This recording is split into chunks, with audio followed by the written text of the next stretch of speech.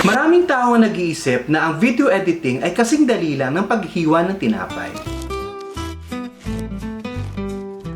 Pero sa totoo lang, para itong nagja-juggling ng chainsaws habang nagbabalance sa unicycle.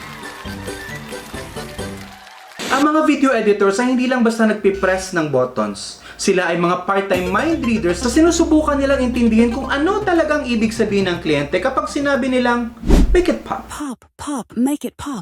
Pop, pop, make it pop, pop, oh so sweet. Sila rin ay mga time-bending magicians na gumugugol ng oras para magbukhang cool ang isang 30-second clip na parang napakadali lang. At huwag kalimutan ang saya ng rendering. Oh, rendering! At walang ibang nagsasabi ng, I love my job, habang nakatingin sa progress bar na gumagalaw ng mas mabagal pa sa isang snail na nagbabakasyon.